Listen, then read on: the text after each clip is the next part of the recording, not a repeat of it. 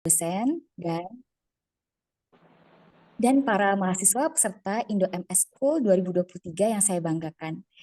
Selamat berjumpa kembali dalam perkuliahan sesi ke-6 Selasa 8 Agustus 2023 dengan topik kriptanalisis 2. Puji dan syukur kepada Tuhan Yang Maha Esa sehingga sore hari ini kita dapat diberikan kesehatan dan dapat melanjutkan agenda perkuliahan Indo MS School yang akan membahas Index of Coincidence dan Cryptanalysis Sandy Vigener. Perkuliahan pada sore hari ini akan diberikan oleh Ibu Zani Anjani Rafsanjani, SSI MSc. Berikut kami sampaikan biografi singkat dari Ibu Zani. Ibu Zani Anjani Rafsanjani HSM, SSI MSc, lahir di Semarang pada 6 Maret 1994 dan saat ini berdomisili di Kecamatan Pedurungan Semarang. Riwayat pendidikan tinggi, beliau menyelesaikan sarjana matematika dari Universitas Diponegoro pada tahun 2015 dan meraih gelar Master of Science pada S2 Matematika Universitas Gadjah Mada pada tahun 2018. Saat ini beliau menjadi dosen tetap pada Prodi Matematika, Departemen Matematika, Fakultas Sains dan Matematika Universitas Diponegoro. Berikutnya kami persilahkan kepada Ibu Zani untuk memulai perkuliahan pada sore hari ini dan nanti waktunya diberikan sampai pukul 17.40. Kepada Ibu Zani, kami persilahkan. Terima kasih. Ya, terima kasih kepada Bu Indri untuk waktu yang sudah diberikan. Mohon maaf sebelumnya untuk audio, apabila audionya kurang bersih nanti bisa diinformasikan ya, karena memang saat ini kondisi di lingkungan sekitar saya kurang mendukung ya. Kemudian untuk video juga saya mohon maaf sepertinya tidak bisa terlihat dengan jelas karena memang satu hal dan yang lain memang saat ini mohon maaf sekali banyak kegiatan yang berjalan sehingga harus membagi waktu begitu ya. Baik, terima kasih kepada Bapak Ibu, kemudian rekan-rekan mahasiswa. Di sini saya mungkin ingin menyapa Bapak Ibu dan juga rekan-rekan mahasiswa semuanya. Apa kabar? Salam sehat semuanya, salam sejahtera bagi kita semua. Mudah-mudahan di kesempatan yang baik ini kita semua bisa belajar bersama-sama. Di sini saya tidak bermaksud untuk memberikan materi ya, tetapi kita akan belajar bersama karena sama-sama mempelajari suatu hal yang baru, sama-sama mempelajari ilmu yang memang sangat menarik untuk kita pelajari bersama. Jadi di sini saya tidak bertindak sebagai seorang tutor atau seorang pembelajar, tetapi sama-sama saya bersama dengan siswa maupun Bapak Ibu dosen yang hadir pada kesempatan hari ini untuk belajar bersama, begitu ya. Sebelumnya mungkin saya akan langsung saja masuk ke dalam materi. Saya izin untuk share screen terlebih dahulu.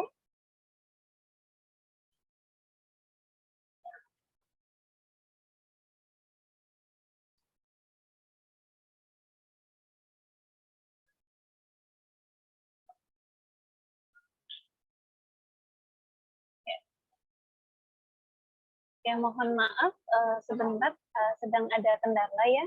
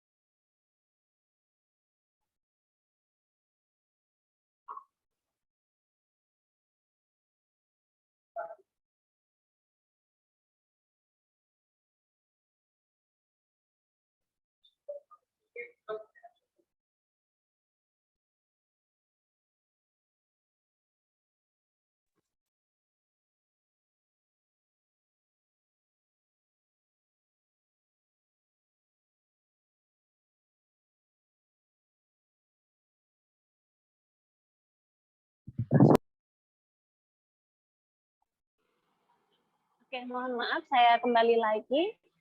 Saya izin untuk share screen terlebih dahulu.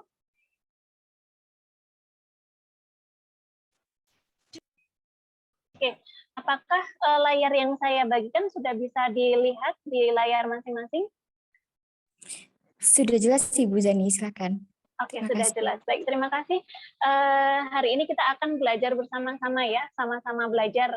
Saya belajar dan juga partisipan pada kelas hari ini juga sama-sama belajar. Mari kita belajar bersama-sama mengenai kriptanalis, di mana di sini teman-teman kemarin di pertemuan 1 sampai dengan pertemuan ke-5 ya, sudah mempelajari mengenai bagaimana mengubah suatu plain text atau suatu suatu kata maupun kalimat ke dalam suatu bentuk hypertext yang disandikan oleh suatu kata sandi dengan beberapa metode yang sudah diajarkan pada pertemuan-pertemuan sebelumnya. Nah, pada pertemuan hari ini kita akan belajar bagaimana mengubah kembali dari bentuk hypertext dengan kata kunci tertentu, dengan metode tertentu, kita akan kembalikan ke dalam bentuk plain text-nya, seperti itu. Nah, pada kesempatan hari ini, kita sama-sama belajar mengenai kriptanalis Sandi Vigenere. Di sini kita akan banyak belajar mengenai indeks coincidence atau indeks tentang kesamaannya. Nah, apa yang akan kita pelajari hari ini? Untuk silabus hari ini kita akan belajar mengenai apa yang teman-teman ketahui lebih dalam mengenai Sandi Vigenere, kemudian bagaimana menyandikan Vigenere, kemudian dari hasil persandian Vigenere ini teman-teman akan belajar menentukan indeks of coincidence dari suatu sandi Vigenere. Tujuan dari indeks coincidence ini nanti adalah teman-teman bisa mengetahui berapakah panjang sandi yang teman-teman gunakan ketika melakukan decryption pada hypertext yang teman-teman miliki untuk diubah ke dalam bentuk plain text-nya kembali. Nah, sebelum kita berbicara lebih jauh, saya pada kesempatan ini ingin memperkenalkan mengenai kriptografi dengan Sandi Vigenere. Seperti yang teman-teman lihat di dalam gambar bahwa ada seorang laki-laki ya di sini ya. Saya perkenalkan bahwa sosok ini adalah salah satu sosok yang sangat berperan penting di dalam dunia perkembangan kriptografi, di mana perkembangan kriptografi yang sering kita gunakan persandiannya yang tidak begitu rumit tetapi tidak juga sulit dalam memecahkannya, itu adalah dengan menggunakan salah satu metodenya yaitu metode Sandi Vigenere.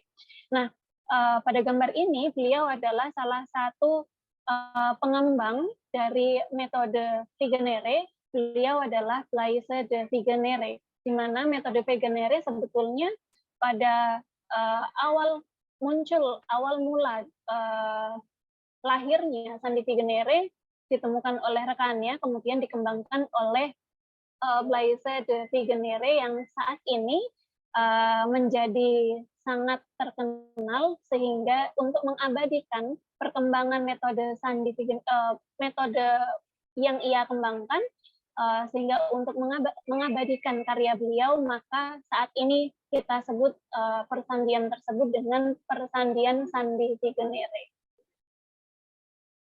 Nah, bagaimana asal-usul dari muncul dan berkembangnya suatu kriptografi dengan Sandi Vigenere? Pada awalnya kita sudah mengenal mengenai persandian dengan metode Caesar.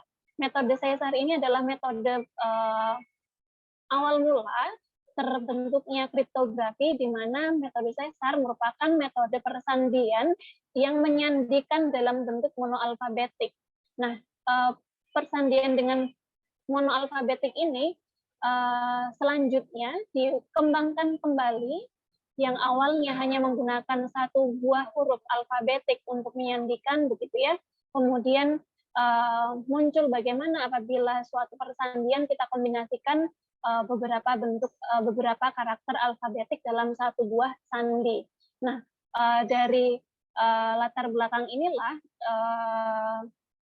seorang ilmuwan bernama Giovan Battista Blaso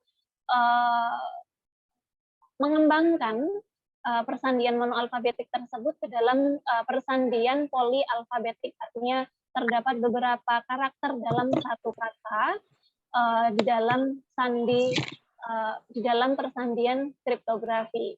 Nah, kemudian polialfabetik ini dikembangkan, diperhalus oleh Blaise Vigenère pada tahun 1586, yang saat ini nama beliau diabadikan untuk mengenang jasa beliau sebagai sebuah persandian yang kita sering kenal dengan nama sandi Vigenère.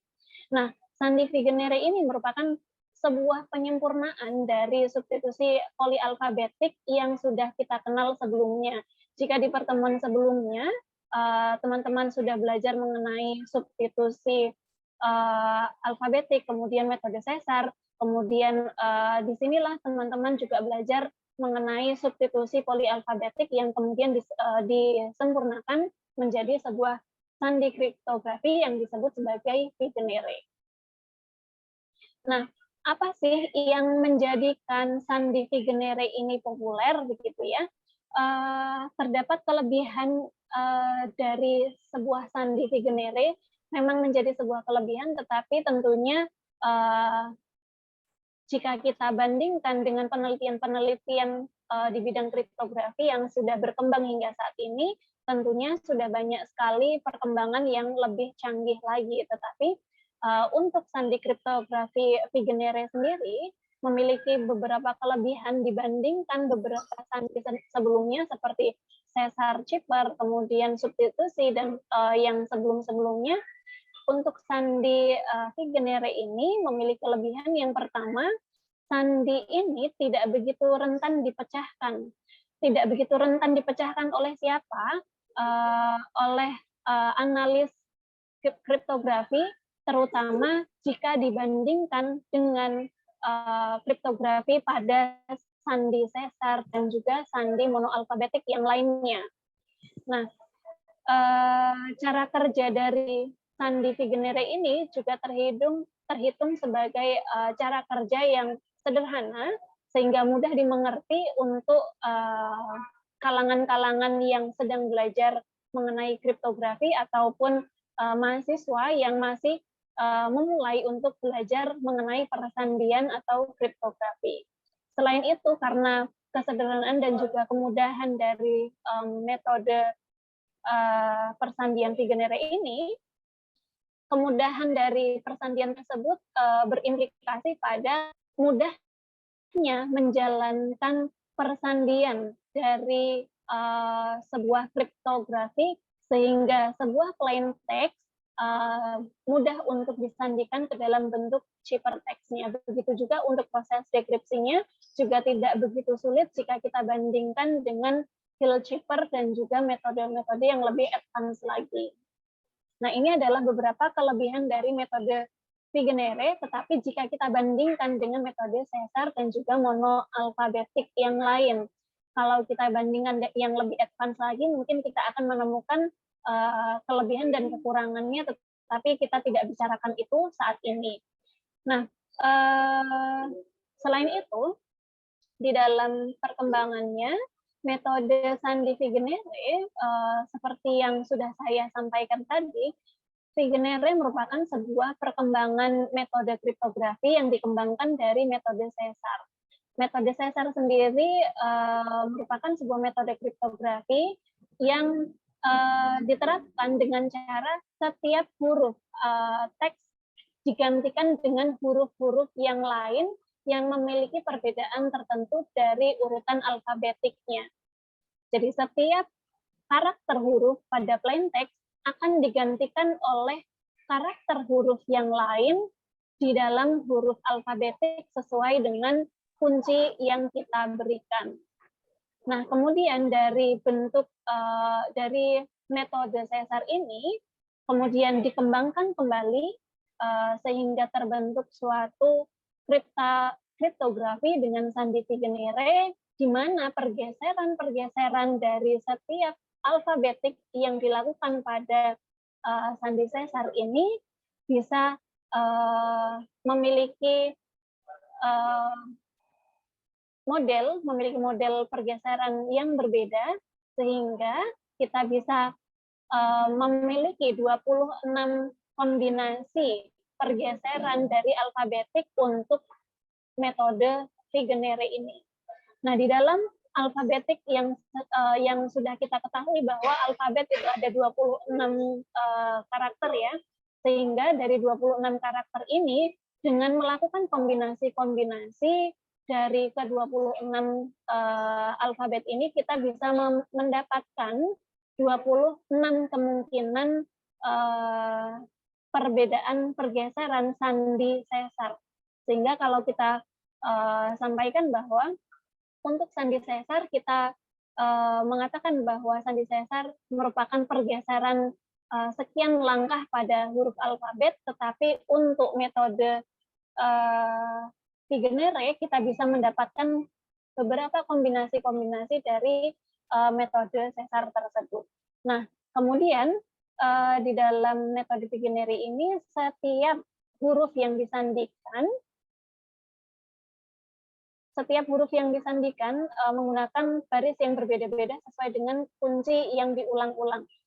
Sebagai contohnya, teman-teman perhatikan pada tabel berikut ini, saya memiliki huruf alfabetik huruf A sampai dengan huruf Z, X, Y, Z. Oh, ini tipe ya sepertinya ya. Saya memiliki alfabetik huruf A sampai dengan Z, di mana kalau di dalam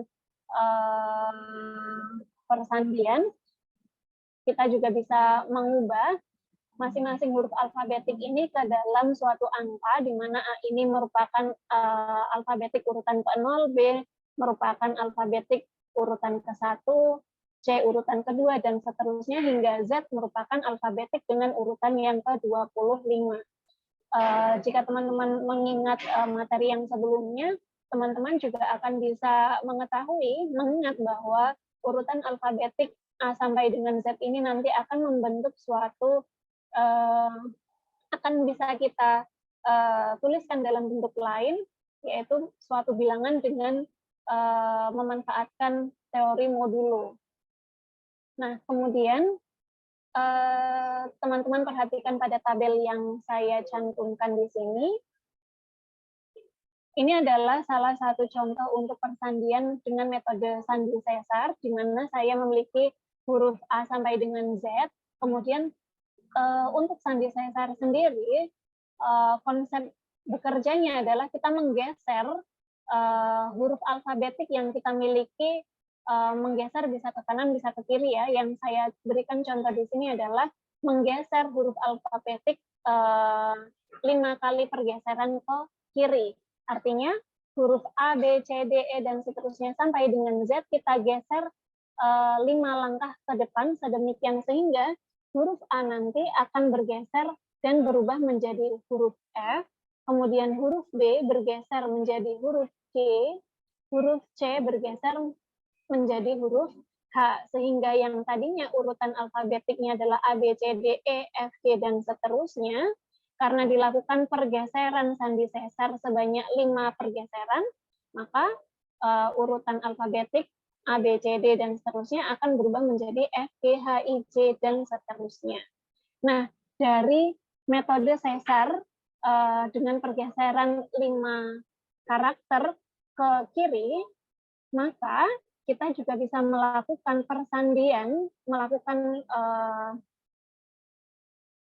kita bisa mengubah plain text, melakukan persandian kriptografi. Sebagai contoh, saya memiliki plain text berupa kata school, SCHOOL, kemudian karena dilakukan pergeseran 5 karakter ke kiri, sehingga masing-masing huruf pada plain text ini dapat kita ubah ke dalam bentuk ciphertext dengan menggunakan huruf-huruf pengganti yang sudah kita geser sebanyak 5 tadi. Sebagai contohnya adalah S. S di sini pada tabel awal berarti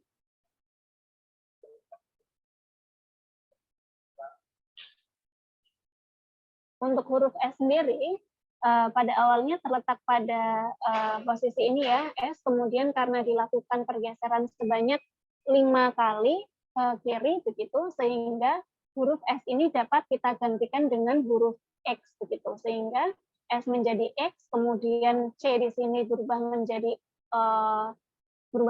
H, kemudian H kita ubah menjadi M begini ya, kemudian O di sini akan kita ubah menjadi huruf T, kemudian terakhir adalah L kita sandikan, kita lakukan persandian dengan pergeseran 5 kali sesar sehingga berubah menjadi Q. Nah, sehingga dari sini untuk metode sandi sesar dengan plain text berupa school dengan pergeseran 5, kita akan dapatkan ciperteksnya berupa XHMTTQ. Nah, di sini adalah contoh sederhana dari metode sesar. Saya rasa tidak begitu sulit untuk metode sesar, baik untuk proses enkripsinya maupun dekripsi. Untuk proses enkripsi ini dari kata school dengan pergeseran 5 kita peroleh ciperteks berupa XHMTTQ.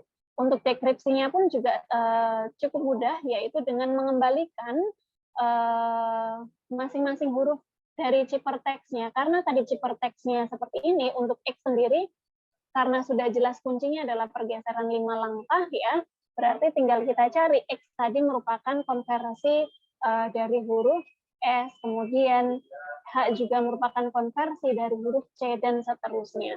Untuk pengembalian atau proses dekripsinya pun juga masih terbilang mudah. Oleh karena itu, karena proses dekripsi yang cukup mudah, kemudian muncullah suatu ide bagaimana agar suatu sandi yang tadinya berupa sandi ciper itu bisa menjadi lebih sulit untuk dipecahkan lagi. Nah, untuk memodifikasi metode sesar tadi dilakukan kriptografi Vigenère, di mana konsepnya adalah menggeser menggunakan konsep modulo, di mana untuk ciperteksnya kita nyatakan sebagai CI. Nilai dari ciperteks ini dapat kita ukur, dapat kita hitung dengan membuat perhitungan, yaitu PI ditambah KI dari modulo 26, di mana PI sendiri ini adalah plain text KI, kemudian KI itu adalah kunci KI. PI adalah plain text KI, artinya adalah kita memiliki rangkaian dari plain text dari 0, 1, 2, dan seterusnya sampai dengan plain text terakhir. Kemudian KI itu adalah kunci yang kita masukkan. Di mana untuk sandi Vigenère ini, kunci yang kita berikan adalah tidak hanya sekedar pergeseran satu huruf, tetapi di dalam sandi Vigenère kita memberikan kunci berupa rangkaian huruf yang membentuk satu buah kata, begitu ya. Nah, sehingga ciperteksnya nanti merupakan penjumlahan dari angka untuk plain text itu sendiri ditambahkan dengan angka pada kunci yang diberikan. Nah, sebagai contoh, saya memiliki kuis seperti ini ya. Silahkan teman-teman disiapkan kertasnya, begitu ya. Biasanya memang saya suka memberikan kuis-kuis sedikit, nanti kita bahas bersama seperti itu. Nah, di sini saya punya plain text-nya masih sama berupa school. Kemudian karena kita membicarakan sandi Vigenère, artinya kita membicarakan sebuah sandi yang berpasangan membentuk satu buah kata, gitu ya. Di sini saya punya kunci berupa AB, karena plain text kita ada 1, 2, 3, 4, 5, 6 buah karakter, sehingga plain text yang berjumlah 6 karakter ini dengan kunci yang hanya 2 saja AB tadi, kuncinya kita lipat gandakan, begitu ya, kita duplicate. Nah, untuk kuncinya tadi berupa AB, sehingga karena karakternya harus ada 6, kita tambahkan di sampingnya lagi ada AB, sehingga jumlah karakternya sama dengan jumlah karakter pada plain text yang kita miliki. Nah, sebelum kita membahas mengenai bagaimana mengubah ke dalam bentuk ciperteksnya, saya masih ada satu buah pertanyaan. Dari Sandi Ciper dan juga Sandi Figueira yang baru saja tadi saya sampaikan, bolehkah satu buah sandi atau satu buah kunci dibentuk dari dua buah pasangan? Mohon maaf, apakah boleh sebuah sandi dibentuk dari pasangan dua buah alfabet atau lebih? Kalau di dalam metode sesar, kita menyandikan kuncinya berupa satu huruf digeser begitu ya. Tetapi kalau di dalam Figueira tadi sudah saya sampaikan bahwa untuk metode Figueira kita gunakan kunci berupa pasangan huruf sehingga membentuk satu buah rangkaian kata begitu ya. Nah, dari pertanyaan ini apakah boleh dibentuk pasangan dua atau lebih huruf? Jawabannya adalah boleh, karena di dalam metode Figueira konsepnya adalah kita membentuk pasangan huruf yang terbentuk dalam sebuah kata. Gitu.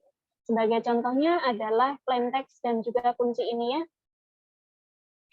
Plain text-nya adalah school, kemudian kuncinya adalah AB, sehingga kata school ini S, C, H, O, O, L, ini bisa kita berikan kunci berupa AB karena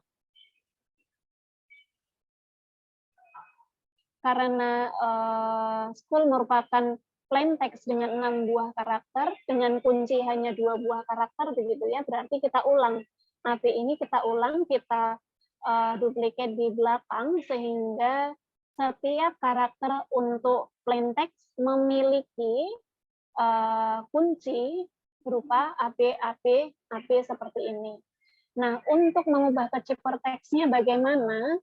Untuk mengubah ke ciperteks berarti kita perlu melihat tadi ya, karena untuk rumus Figueira, ingat tadi rumusnya adalah CI sama dengan TI ditambah KI modulo 26, berarti teman-teman nanti juga harus melihat kembali SCHOOL. S itu berada di angka berapa begitu ya. Seperti yang saya berikan di tabel ini, A itu 0, 1, 2, 3, 4, 5, 6, 7, 8, 9, 10, 11, 12, begitu, dan seterusnya ya.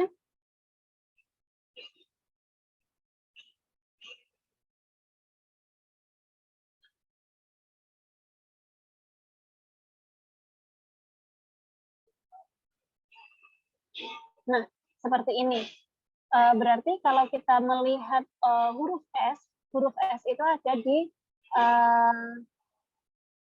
huruf S berada di angka 18, sehingga untuk PI-nya di sini ya, PI-nya di sini adalah untuk S18, kemudian A adalah 0 begitu ya.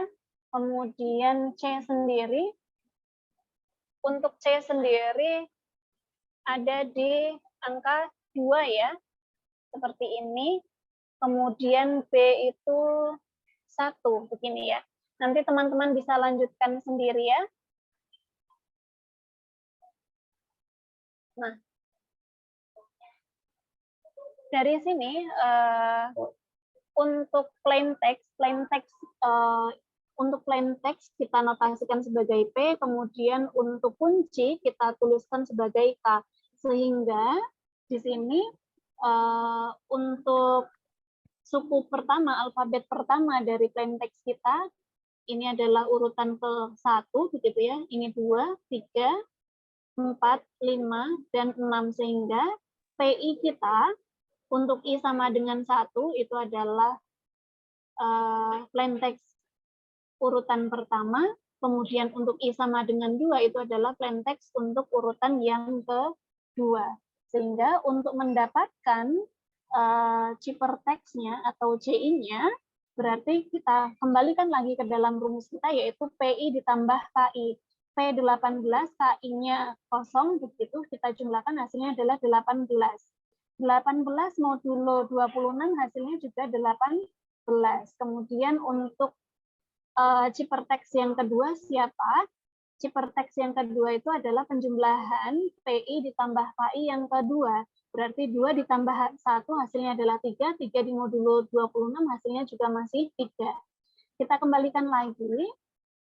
18 di dalam urutan alfabetik tadi hasilnya adalah masih S ya ternyata. Kemudian 2 ditambah 1 sama dengan 3.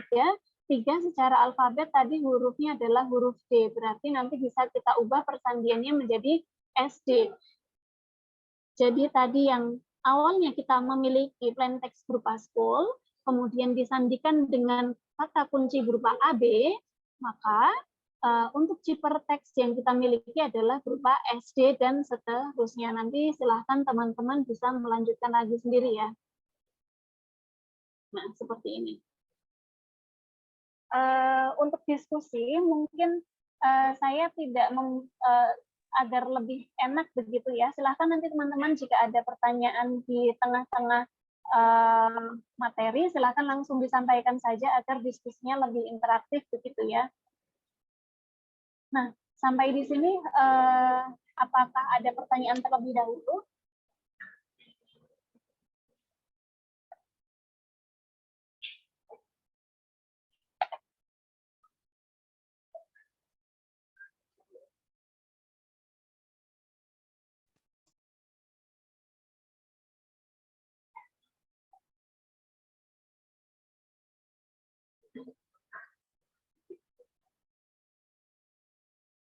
Oke, kalau belum ada pertanyaan, mungkin bisa saya lanjutkan ya.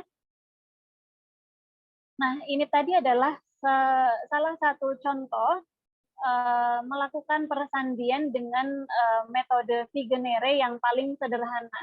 Lebih advance-nya lagi bagaimana? Lebih advance-nya lagi itu adalah plain text-nya yang cukup besar, kemudian untuk kuncinya berupa satu buah kata dengan isian katanya cukup panjang, isi karakter di dalam kata tersebut cukup panjang. Itu adalah sebuah persandian Vigenere yang cukup rumit begitu. Nah, untuk contoh-contoh yang lebih rumit lagi nanti akan kita bahas setelah ini saja. Tetapi sebelumnya kita setelah mengenal bagaimana konsep dari persandian kriptografi Vigenere, kita akan melihat terlebih dahulu bagaimana proses untuk melakukan persandian baik enkripsi maupun dekripsi di dalam metode Vigenere. Nah, seperti ini, teman-teman perhatikan, ketika saya memiliki plain text atau sebuah naskah, begitu ya, sebuah naskah dalam bentuk alfabet, begitu, kemudian ingin kita sandikan, ingin kita enkripsi ke dalam sebuah bentuk cipertext agar tidak diketahui oleh orang, kita bisa melakukan persandian, kita enkripsikan plain text tersebut, salah satunya dengan menggunakan metode Vigenere ini, sehingga dengan proses enkripsi ini kita bisa peroleh suatu cipertext. Setelah kita mendapatkan cipertext yang sudah diterima oleh rekan kita atau diterima oleh orang yang kita tuju, kemudian untuk bisa membaca teks tersebut, karena tentunya plain text yang sudah disandikan cukup sulit untuk dibaca begitu ya, sehingga bagi penerima pesan tersebut harus melakukan proses dekripsi. Nah, dari cipertext dilakukan dekripsi ini nanti akan kita hasilkan suatu plain text kembali. Ini adalah salah satu rangkaian di dalam kriptografi menggunakan metode Vigenere, di mana kita bisa melakukan enkripsi dan juga proses dekripsi dari pesan yang kita miliki. Nah, kemudian seperti yang saya sampaikan tadi, bahwa di dalam metode Caesar, kemudian di metode Vigenere, kita memanfaatkan pergeseran dari suatu huruf sekian langkah ke depan atau sekian langkah ke belakang, begitu ya. Nah, di dalam metode Vigenere, artinya kita memiliki sebanyak 26 kombinasi pergeseran dari metode Caesar. Nah, 26 kombinasi tadi, untuk metode Caesar sendiri, ketika kita memiliki urutan abjad A, B, C, D, E, F, G sampai dengan Z seperti ini, sudah urut, kemudian dilakukan 1 kali pergeseran, sehingga kita dapatkan urutan persandian huruf yang berbeda, bergeser 1 abjad ke depan. Yang tadinya A berubah menjadi B, kemudian yang tadinya B berubah menjadi C, dan seterusnya. Kemudian kita geser 2 karakter ke depan menjadi A menjadi C, dan seterusnya. Nah, kalau kita kumpulkan pergeseran 1, pergeseran 2, sampai dengan pergeseran yang ke-26, ketika kita kumpulkan menjadi 1, inilah yang kita sebut sebagai tabel Vigenère, tabel kombinasi pergeseran Vigenère yang merupakan hasil kombinasi dari metode Caesar. Nah, cara untuk membacanya atau cara untuk melakukan proses enkripsinya nanti bagaimana, begitu ya? Kalau tadi kita punya plain text, plain text-nya berupa S, C, H, O, OL, begitu ya. Kemudian kuncinya adalah AB, A, B, A, B. Tadi saya sudah menjelaskan pengubahan plain text menjadi sebuah ciphertext menggunakan sandi Vigenère dengan menggunakan rumus Vigenère, yaitu CI sama dengan PI plus KI modulo 26. Nah, dengan menggunakan tabel ini, teman-teman tidak perlu menghitung P-nya berapa, kemudian K-nya berapa, begitu ya, tetapi tinggal melihat baris dan kolomnya saja. Baris itu sebagai plain text-nya, kemudian kolom nanti kita gunakan sebagai keyword-nya. Nah, di sini kita perhatikan plain text-nya S, C, H, O, O, L, kemudian keyword-nya A, B, A, B, A, B. Caranya adalah untuk plain text S, berarti kita akan melihat pada baris yang memuat huruf S. Yang memuat huruf S adalah ini ya. Berarti kita melihat nanti kolom yang berada di bawah huruf S apa saja. Begitu. Kemudian karena kita sandikan dengan huruf A, berarti kita melihat baris yang memuat huruf A. Berarti yang di sini ya, ini adalah huruf A, sehingga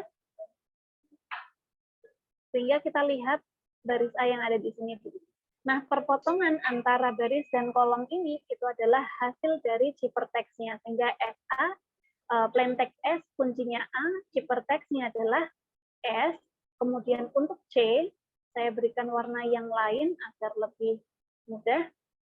Untuk C, berarti kita lihat pada kolom C, yang ini ya, ke bawah. Kemudian kuncinya adalah B, berarti kita lihat pada baris yang B. Nah, seperti ini. Berarti ciphertext-nya adalah huruf D. Begini ya. Kemudian untuk plain text H, kita lihat pada kolom H. Kemudian untuk keyword-nya A, berarti kita lihat juga pada baris yang A. Nah, di sini ya, berarti kita punya kunci berupa H itu sendiri. Nah, seperti ini ya, teman-teman nanti bisa melakukan untuk plain text yang lain dengan urutan kata kunci yang sudah diberikan. Nah, ini adalah cara kedua untuk melakukan persandian menggunakan metode Vigenère. Cukup mudah, tetapi memang perlu ketelitian dalam melakukan enkripsi maupun dekripsi pada metode Vigenère ini. Oke, baik, saya lanjutkan lagi. Dari dua cara yang telah saya berikan tadi, saya memiliki kasus yang perlu teman-teman kerjakan. Mungkin saya berikan waktu 5 menit ya teman-teman untuk bisa mencoba terlebih dahulu. Kasusnya adalah saya memiliki plain text. Plain text-nya adalah hari ini saya belajar Cryptanalysis sandi Vigenère. Ini adalah plain text-nya. Silahkan teman-teman mencoba dengan menggunakan silahkan saya bebaskan teman-teman terlebih dahulu akan menggunakan metode Caesar atau menggunakan Vigenère. Coba sandikan buatkanlah saya ciphertext dari plain text hari ini saya belajar cryptanalysis Sandi Kiginere dengan menggunakan kunci berupa IndoMS. Ini ya, kuncinya IndoMS. Karena kuncinya IndoMS, satu kata kunci IndoMS, sementara plain text yang kita miliki karakternya lebih daripada kunci, berarti nanti IndoMS-nya kita ulang begitu ya. Nah, ingat teman-teman, nanti dalam melakukan persandian, enkripsi maupun dekripsi, pasti di dalam plain text kita abaikan saja gitu ya. Berarti tinggal teman-teman sesuaikan saja Indo, MS, Indo, MS, dan seterusnya. Nah, silahkan saya berikan waktu 5 menit terlebih dahulu untuk teman-teman mencoba. Tidak perlu sampai penuh, tidak apa-apa. Silahkan dicoba satu kata terlebih dahulu.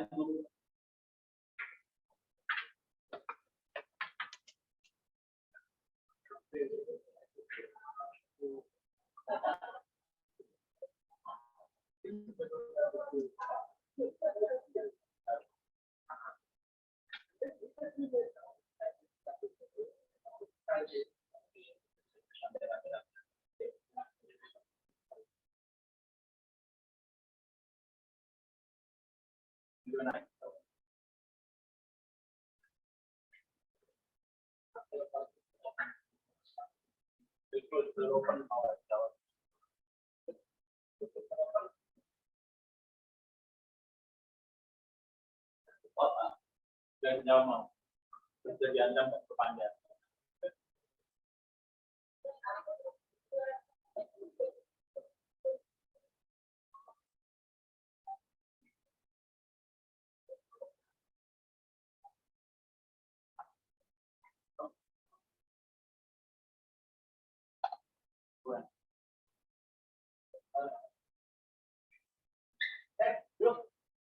Kalau jangan mau turun, Pak. Sampai dia mau tahu. Teman di sini boleh.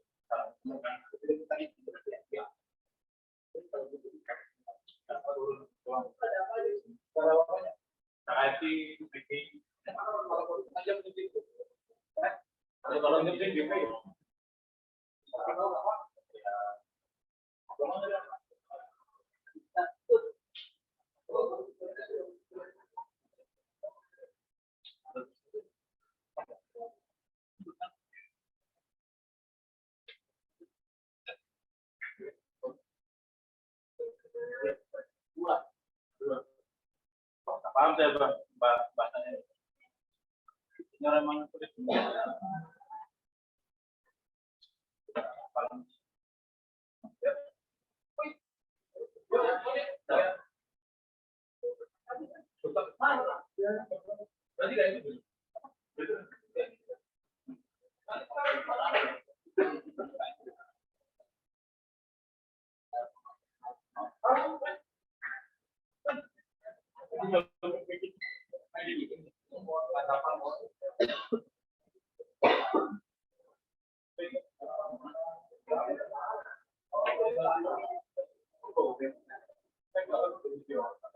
Oke, baik. Bagaimana? Apakah ada yang sudah bisa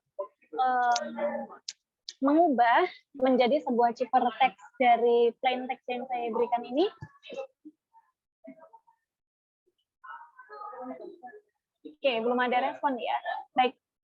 Jadi seperti yang saya sampaikan tadi, baik menggunakan sandi cipher ataupun menggunakan sandi Kiginere, kita tetap bisa mengubah plain text ini menjadi sebuah ciphertext. Nah, di sini saya akan memberikan langsung saja untuk yang menggunakan sandi Kiginere, IndoMS ini untuk kuncinya akan saya ulang terus sampai dengan karakter terakhir pada plain text, gitu ya.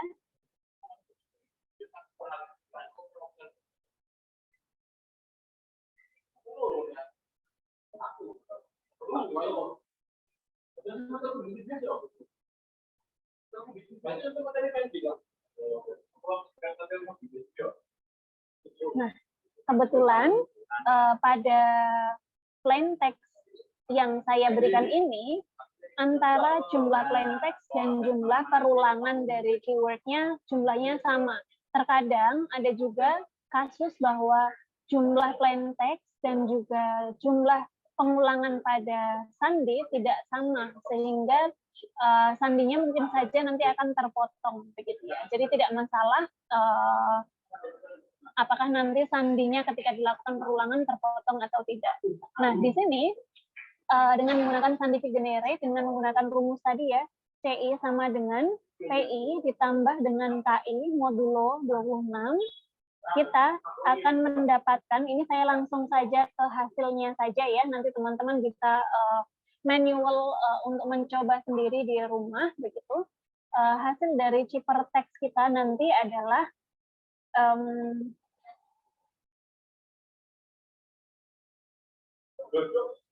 ini ya, PN U WU F Q F DM dan seterusnya. Nah, ini sengaja tidak saya berikan penuh karena nanti akan saya berikan pada akhir pertemuan ini, karena nanti kita juga perlu melakukan proses enkripsi dan juga proses dekripsi. Jadi saya berikan sepotong dari Cipertext hasil dari persandian Indo-MS untuk plain text hari ini. Saya belajar Cryptanalysis Sandi Vigenere. Nah, ini adalah salah satu contoh kasus yang lebih panjang.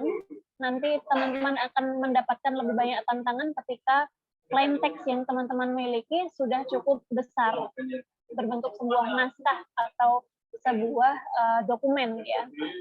Nah, setelah kita bisa melakukan suatu kriptografi atau enkripsi, proses enkripsi untuk menyandikan plain text yang kita miliki, otomatis kita juga harus berpikir kalau plain text-nya sudah kita sandikan, kemudian kita kirim ke penerima, misalkan kita sebagai penerima pesan tersebut, otomatis akan sulit membaca pesan apa yang diberikan oleh pengirim, begitu ya.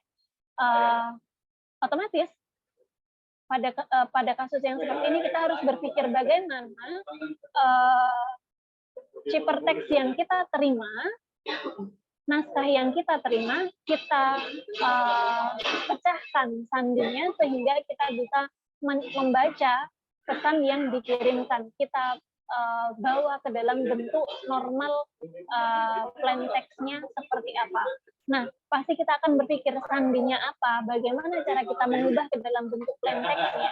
Di dalam metode Vigenere, untuk melakukan proses enkripsi memang mudah, tetapi untuk melakukan proses dekripsinya tidak semudah membalikkan persamaan modulo yang diberikan pada proses enkripsi. Walaupun secara matematikalnya kita bisa melakukan perubahan rumus untuk modulonya, tetapi di dalam proses dekripsi metode Vigenere ini terdapat beberapa langkah yang melakukan agar bisa menjadi suatu Cipertext, agar bisa menjadi plain text yang sebenarnya. Mengapa demikian?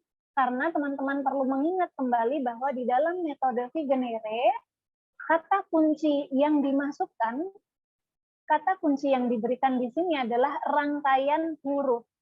Karena berupa rangkaian huruf, otomatis yang terpikirkan pertama kali adalah rangkaian hurufnya terdiri dari berapa karakter, kemudian diulang berapa banyak, itu kan adalah suatu identifikasi yang perlu teman-teman lakukan.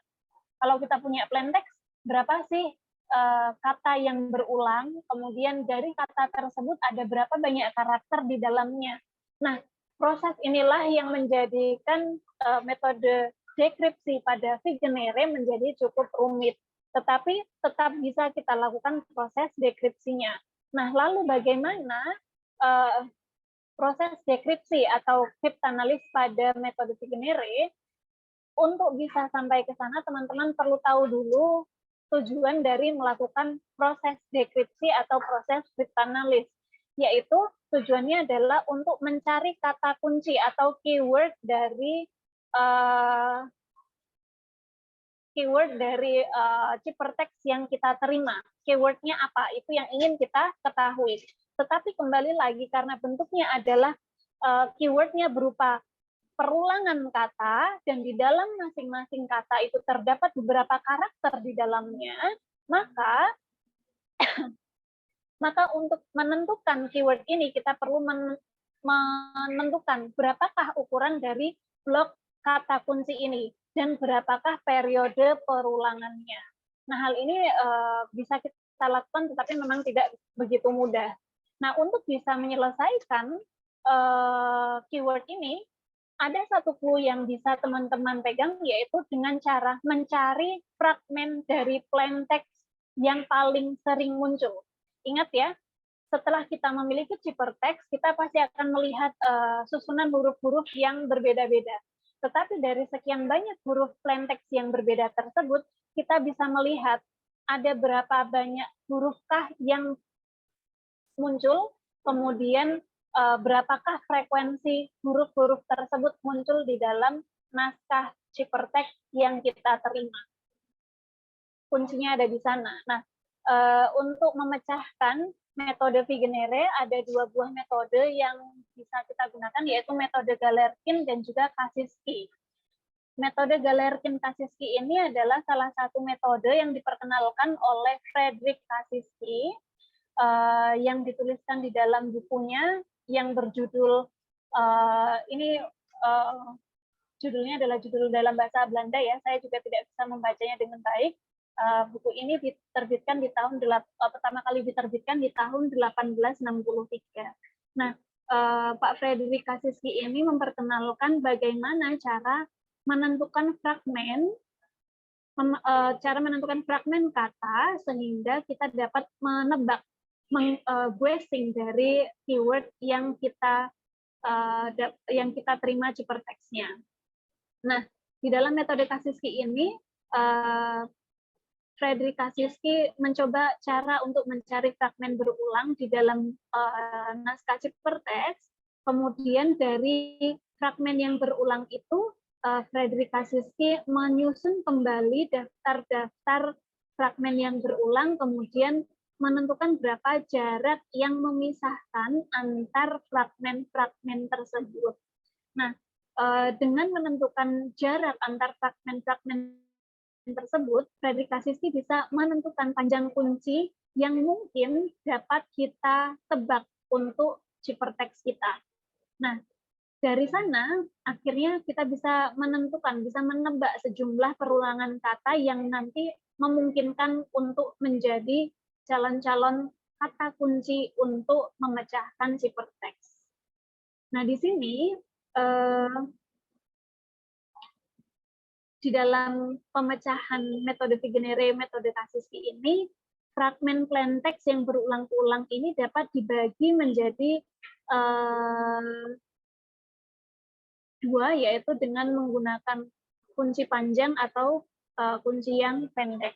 Nah, untuk menentukan kunci panjang, kunci pendek, berapakah fragmennya, kita perlu mempelajari teknik dengan menggunakan dasar teori yang diberikan oleh Kasiski, yaitu dengan memperkenalkan index of coincidence atau indeks kemungkinan kemunculan. Nah, indeks kemungkinan kemunculan atau index of coincidence, yang mana index of coincidence ini secara matematika kita tuliskan, kita namakan sebagai INDCOS. Yang ini ya, secara matematis kita tuliskan dengan notasi INCO dalam kurung S. Ini adalah index of coincidence. Apa sih index coincidence? Kita perhatikan dulu, diberikan definisi di sini bahwa misalkan saja plain text yang kita miliki itu adalah plain text S, di mana plain text S itu adalah sebuah plain text yang tersusun dari karakter alfabetik pertama, kedua, ketiga, sampai dengan karakter terakhir pada plain text. Nah, misalkan S ini adalah rangkaian karakter alfabetik dengan sebanyak N2 alfabetik, kemudian yang disebut sebagai index of coincidence dari S tadi dinyatakan sebagai IND-CoS yang merupakan suatu probabilitas dari dua buah karakter yang dipilih secara acak pada S yang mana mereka berdua adalah identik. Nah, jadi index of coincidence ini merupakan probabilitas ya dari dua buah karakter yang diambil dari plain text S ini, dan mereka adalah suatu karakter acak yang identik. Nah, penerapannya bagaimana? Perhatikan tadi teman-teman kan pasti punya huruf alfabetik A sampai dengan Z, begitu ya. A sampai dengan Z ini secara numeriknya juga kita tuliskan dari 0 sampai dengan 25, di mana urutan 0 sampai 25 ini kita nyatakan sebagai I, indeks I, sehingga untuk masing-masing karakter A, B, C, D, E, F, G, dan seterusnya pada kemunculan ke S, frekuensinya dapat kita tuliskan sebagai FI. Jadi di sini FI adalah frekuensi huruf ke I muncul pada S. Banyaknya kemunculan huruf ke I di dalam plain text S-nya. Nah, untuk setiap kemunculan I, pasti akan ada sebanyak kombinasi FI dari dua, yang mana merupakan yang mana FI2 ini menyatakan cara untuk memilih dua contoh huruf ke I di dalam S. Maksudnya bagaimana? Tadi kan di dalam plain text S kita punya urutan huruf-huruf C1, C2, C3, C4, dan seterusnya sampai dengan CN gitu ya. Nah, kombinasi FI2 di sini adalah kombinasi untuk memilih dua huruf di dalam plain text S ini. Bisa C1, C2, bisa saja C1 dengan CN, bisa saja C3 dengan C7, dan seterusnya, begitu ya.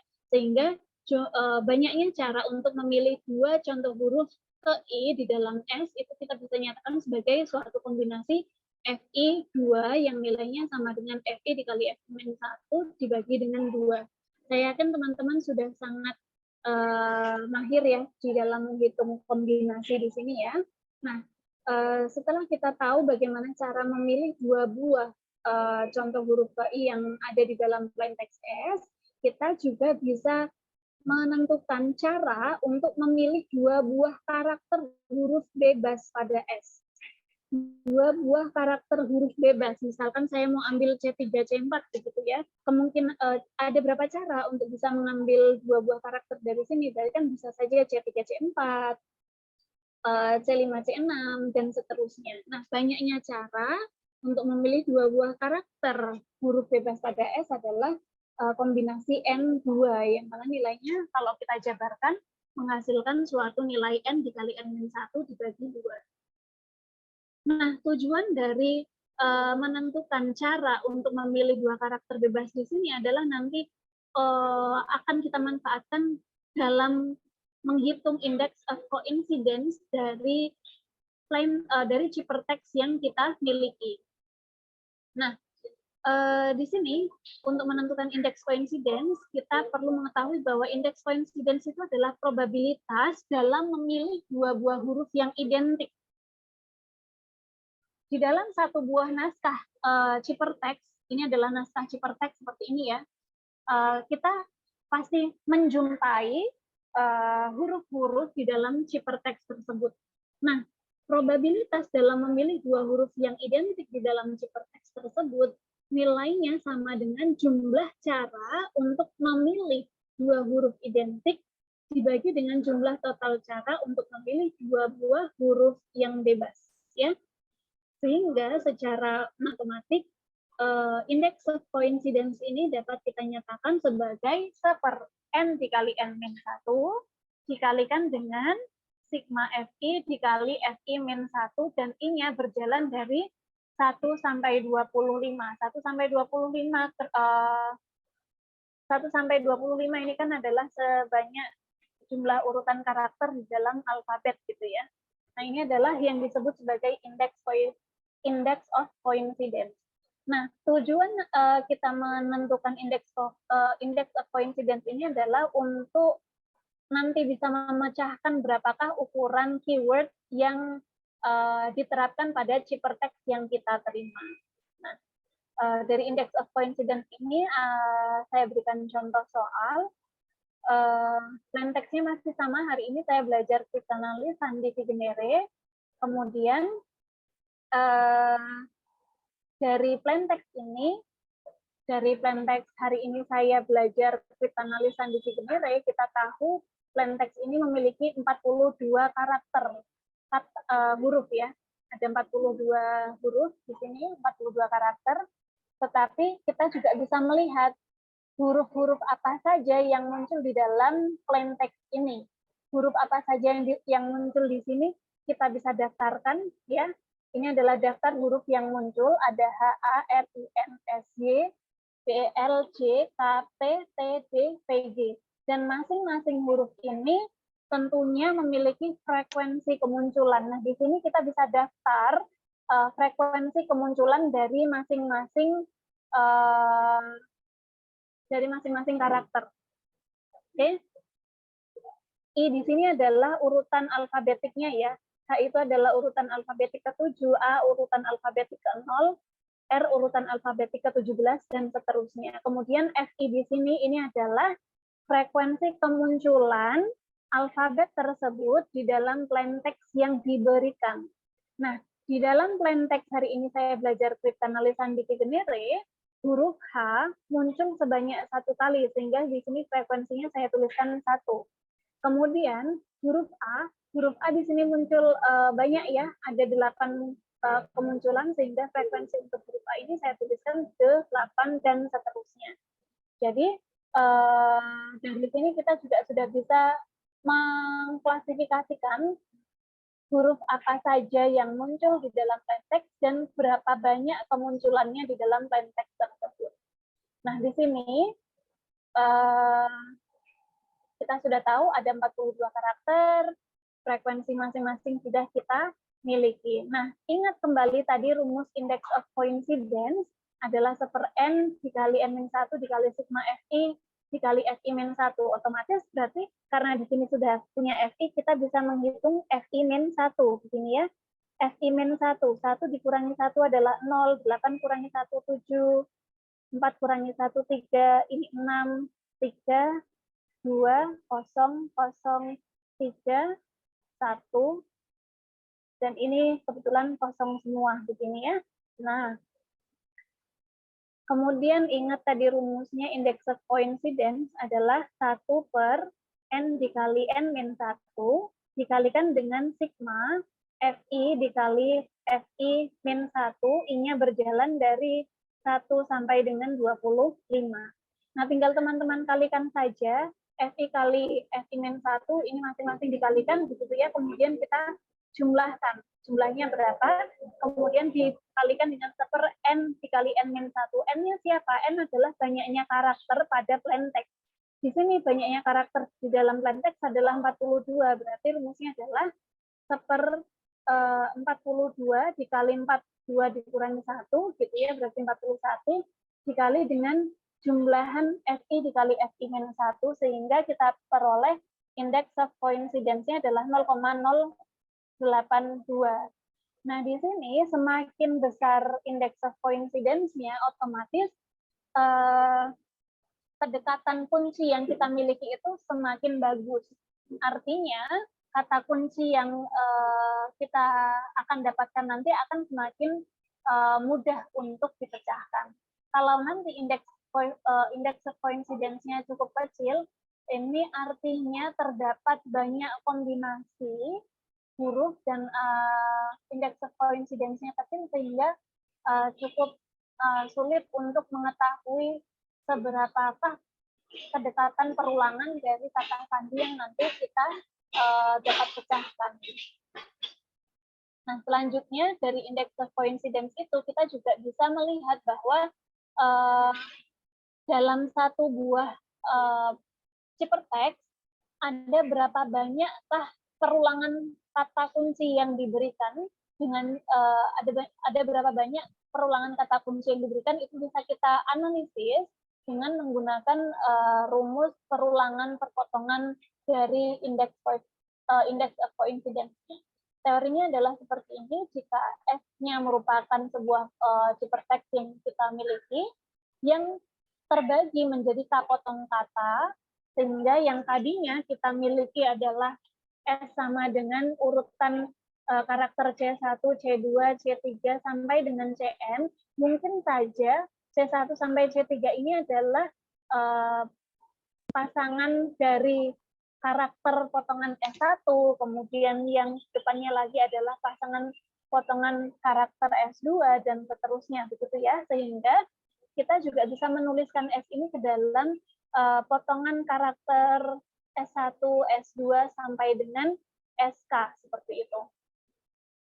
Nah, sehingga karena konsep antara S yang pertama dan juga S yang kedua, kita juga bisa menuliskan S ini ke dalam suatu penulisan bentuk karakter, yaitu SI sama dengan CII ditambah KCI ditambah 2 KCI ditambah 3 KCI dan seterusnya. Ini adalah penulisan plain text yang dituliskan dalam bentuk kapotong kata. Nah, dari sini untuk menentukan berapakah panjang karakter nantinya, kita juga nanti akan menghitung mutual index of coincidence-nya. Mutual itu yang berkumpul ya menjadi satu, artinya ada perulangan di sana, sehingga kita bisa menentukan mutual index of coincidence-nya. Nah, di sini definisinya adalah diberikan S sebagai sebagai urutan dari karakter C1 sampai dengan CN, dan T adalah barisan karakternya yang dituliskan sebagai D1, D2 sampai dengan DN. Maka kita bisa menentukan mutual index of coincidence S dan T yang merupakan probabilitas bahwa karakter yang dipilih secara acak dari S dan sebuah karakter acak dari T adalah sama, yang dinyatakan sebagai mutual index of coincidence ST sama dengan 1/nm dikali dengan FI untuk S dan dikalikan dengan FI untuk T-nya sendiri. Baru nanti kita bisa mendapatkan mutual index of coincidence-nya. Nah, di sini saya tunjukkan untuk model dari cryptanalysis Vigenère. Kalau tadi di atas saya sudah tunjukkan model untuk kriptografi persandian Vigenère, sekarang kita kembalikan untuk proses dekripsi, yaitu untuk cryptanalysis Vigenère-nya sendiri adalah dengan menggunakan rumus TI sama dengan CI minus KI modulo 26 dengan syarat nilai dari CI ditambah KI-nya positif. Tapi untuk CI dan dikurangi KI yang negatif ini, kita bisa menggunakan rumus PI sama dengan CI ditambah KI ditambah 26, baru dimodulokan 26. Ini untuk mengembalikan, untuk mendekripsikan ciphertext yang kita miliki. Nah, ini sebagai contoh. Tadi di atas saya sudah memberikan plain text ya. Kemudian teman-teman saya minta untuk menyandikan Vigenère dengan kata kunci Indo-MS. Yang hasilnya, hasil persandiannya adalah ini. Nah, ini adalah hasil persandian yang tadi. Nah, tetapi di sini saya kembalikan lagi dari bentuk ciphertext ini. Saya ingin teman-teman mencoba nanti di rumah ya, mencoba sendiri. Tentukanlah index of coincidence, kemudian mutual index of coincidence, kemudian dari mutual index of coincidence itu teman-teman juga bisa melihat diurutkan terlebih dahulu ciphertext ini ada huruf apa saja yang muncul, kemudian masing-masing huruf berapa banyakkah kemunculannya, frekuensinya berapa. Nah, baru teman-teman bisa menebak keywordnya apa. Silahkan nanti teman-teman gunakan soal ini sebagai latihan di rumah, begitu ya. Nah, untuk materi hari ini mungkin dari saya cukup sampai di sini saja. Kira-kira apakah ada pertanyaan lagi?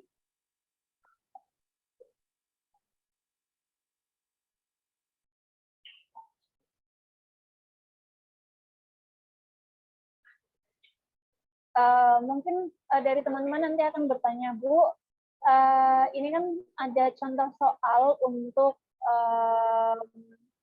hypertext-nya seperti ini, kemudian kami diminta untuk mengubah ke dalam bentuk plain text-nya. Sebetulnya plain text-nya kan juga sudah saya berikan, ya, hanya saja saya ingin teman-teman bisa mencoba untuk melakukan proses dekripsi metode Vigenere begitu.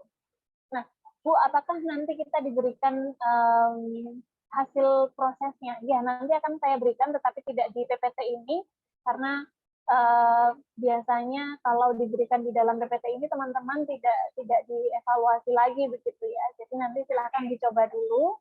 Nanti 2 hari setelah ini mungkin saya akan bagikan bagaimana proses detail dalam mengubah hypertext hasil persandian Vigenere ke dalam bentuk plain text awalnya. Nanti akan saya sampaikan melalui Bu Fitri dan mungkin nanti akan di-share ke teman-teman kembali. Begitu ya.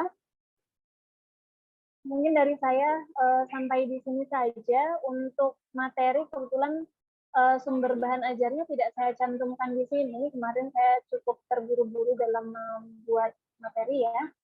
Tidak saya cantumkan, tetapi untuk bahan ajarnya sama dengan bahan ajar yang teman-teman terima pada pertemuan-pertemuan sebelumnya.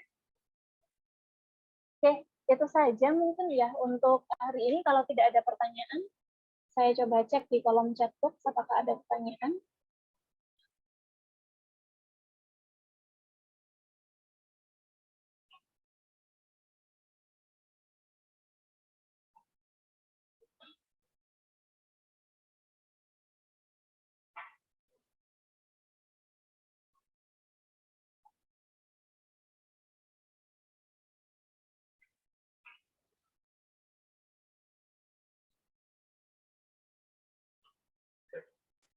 Oke, sepertinya belum ada pertanyaan ya. Mungkin untuk pertemuan hari ini sampai di sini saja. Untuk materi mungkin kemarin sudah di-share oleh Bu Fitri di grup teman-teman ya. Dan untuk follow up lagi nanti 2 hari setelah ini saya akan kirimkan melalui Bu Fitri untuk di-share proses flip analysis atau proses deskripsi dari kasus yang telah saya berikan. Mungkin itu saja, dan saya mendapatkan pesan dari Bu Fitri dan Bu Indri tadi bahwa beliau tidak bisa menutup pertemuan hari ini, sehingga mungkin saya tutup saja secara langsung untuk pertemuan hari ini. Terima kasih untuk teman-teman yang sudah mau bergabung untuk pertemuan hari ini. Terima kasih Bu Zani, mohon maaf. Ya, sama-sama. Terima kasih banyak atas materi yang telah disampaikan, dan terima kasih juga semoga apa yang disampaikan dapat bermanfaat bagi Bapak dan Ibu dan juga rekan-rekan mahasiswa yang mengikuti perkuliahan Indo MS School ini. Terima kasih banyak, sehat selalu Ibu Zani dan semua tugas hari ini selesaikan dengan baik. Terima kasih. Terima kasih Bu Indri. Iya, terima kasih banyak. Demikian perkuliahan sesi ke-7 hari ini. Sampai jumpa kembali pada hari Rabu, tanggal 9 Agustus 2023. Semoga semuanya selalu dalam keadaan sehat, dan nanti jadwal akan disampaikan oleh Ibu Fitriani. Baik, saya akhiri. Wassalamualaikum warahmatullahi wabarakatuh. Selamat sore dan salam sehat untuk semuanya. Waalaikumsalam warahmatullahi wabarakatuh. Saya pamit dulu ya Bu. Karen.